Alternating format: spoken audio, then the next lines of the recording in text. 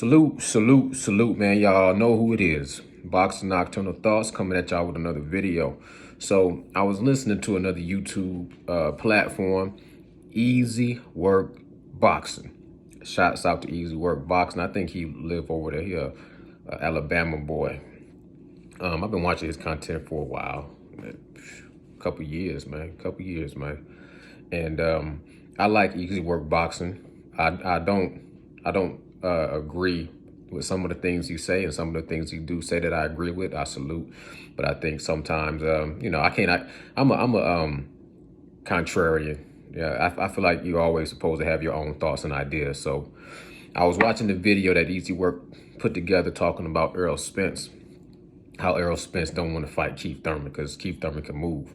The same reason why Errol Spence didn't want to fight Terrence Bud Crawford, because Terrence Bud Crawford can move and he got power in both hands. Keith Thurman used to be one time. Keith Thurman got power in his hands at once upon a time, and he could move. So Errol Spence is gonna duck him. The title of his video was pretty much Errol Spence just said you're moving up to 154. I just glimmed over this video because I got the gist of it. I didn't heard somebody else say something similar to this whole thing about Errol Spence not wanting to fight Keith Thurman one time. And I'll be honest, man, I just don't understand where you're coming from with that. I don't dig I don't dig what you're saying as far as Errol Spence not being able to fight and cut off the ring against Keith Thurman. I mean, Keith Thurman can move. Even in his prime, even in Keith Thurman's prime, it seemed like Keith Thurman didn't really want to deal with Errol Spence. You know what I'm saying? And even Terrence Bud Crawford would say that he felt like Errol Spence has always had Keith Thurman's number from the get-go. Now, if Errol Spence chose to fight Keith Thurman, to me, that would make good sense as far as promoting the fight, because we all know Keith Thurman can promote the fight. But we haven't seen Keith Thurman look nowhere near what he used to be in his prime when he was fighting Danny Garcia and Sean Porter. I mean, his fight against Jose Zito Lopez and his fight against Manny Pacquiao and his fight against Mario Barrios, I saw no danger of a fighter in the caliber of Errol Spence. No danger to me would make me think Errol Spence wouldn't want to fight that type of a fighter. You know what I'm saying? Like, of course, it's boxing and everybody is a danger. Everybody is a threat to a certain extent. So you can't just overlook anybody and say, oh, Keith Thurman ain't even no competition for Errol Spence. Errol Spence going to walk right through him and this, that, and the third. Like, no, that would be ridiculous to assume that Keith Thurman doesn't present any kind of challenges or present any kind of danger. But I'm saying as far as the danger barometer that would make Errol Spence tuck tail and be afraid to fight Keith Thurman, to me, that just doesn't make any sense at all. If anything, it's the other way around. Keith Thurman has already tucked his tail and chose not to fight Errol Spence. And now that he has he lost his O. He always had his O and wasn't afraid to let it go. And he let it go to a Manny Pacquiao. You know what I'm saying? An older Manny Pacquiao. And then his fight against Mario Barrios, you see how stiff he was. I mean, muscle bound. That was a muscle bound, stiff Keith Thurman. I'm not saying that disrespectfully, because I still feel like Keith Thurman, he got something left in the tank and he got something to prove. You know what I'm saying? He's still a warrior, gladiator mentality. He's going to bring his best to the table against Errol Spence. And on paper, and maybe even in the ring, he would be one of Errol Spence's toughest challenges. Maybe even tougher than a Terrence Bud Crawford, to be honest with you. I don't think he would be as tough as Jerron Boots Ennis at this point in time. Jerron Boots Ennis is just, he got too much. The only thing he don't have is experience. You know what I'm saying? But Keith Thurman, in his last performance, he looked stiff.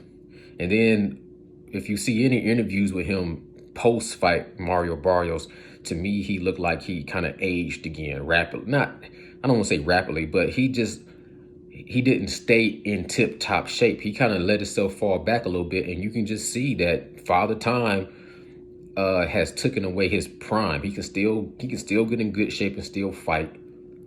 But he didn't look nowhere near as in shape. And like he had, I mean, look, when watching him training after the Mario Barrios, and when he was in the fight with Mario Barrios, he looked like he was in tip-top shape.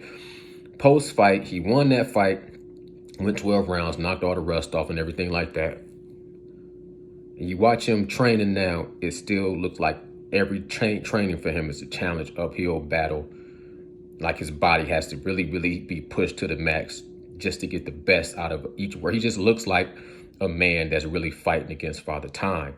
And he's training his ass off, it looks like, but it looked like he's going to leave it in the gym. Going in the ring with Errol Spence, I think Errol Spence eventually will break Keith Thurman down and stop him. Like similar to Lamont Peterson. I mean, I don't see, when I look at that matchup, they styles, I don't see Keith Thurman outboxing Errol Spence. I don't.